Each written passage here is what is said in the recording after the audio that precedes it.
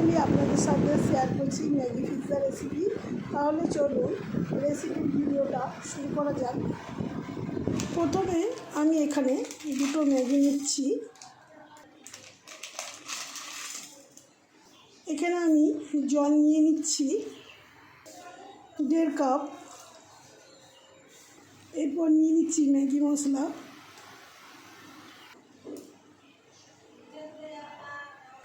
একটু নাড়াচাড়া করে ম্যাগিটা রান্না করে দিচ্ছি। টেস্টটা বাড়ানোর জন্য দিয়ে দিচ্ছি ধনেপাতা কুচি।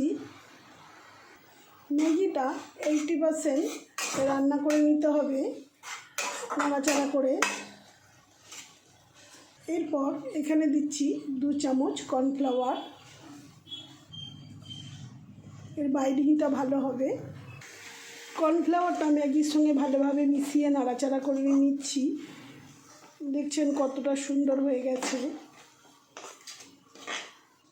ম্যাগি এখন রেডি হয়ে গেছে। ননস্টিক প্যানের মধ্যে দিয়ে দিচ্ছি 1 চামচ সাদা তেল। টিস্যু পেপারে খুব ভালো করে প্যানটা মুছে নিচ্ছি।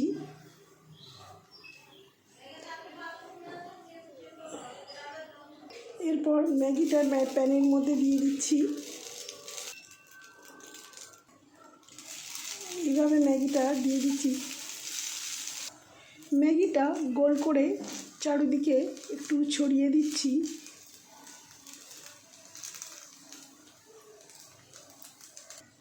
আরও 1 চামচ তেল দিয়ে দিচ্ছি।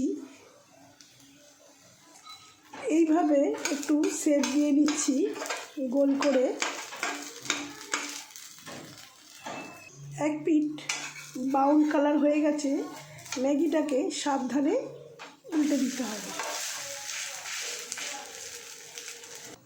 কত সুন্দর ভাবে ম্যাগি পিৎজাটা ক্রাঞ্চি হয়েছে। ম্যাগি পিৎজার মধ্যে দিয়ে দিচ্ছি পিৎজা সস।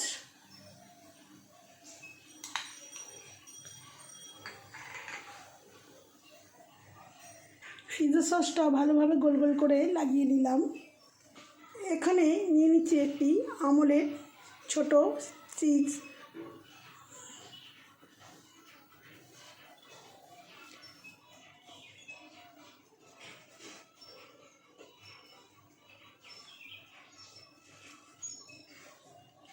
আর নিয়ে নিচ্ছি ক্যাপসিকাম কুচি।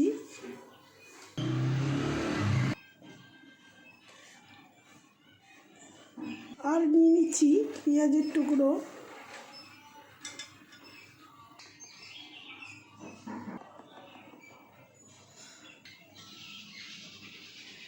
এরপর গ্যাসের ফ্লেমটা লোতে রেখে 5 মিনিট ঢাকা দিয়ে কুক করে নেব লো ফ্লেমে। 5 মিনিট পর ঢাকা খুলে ফেরত এলাম।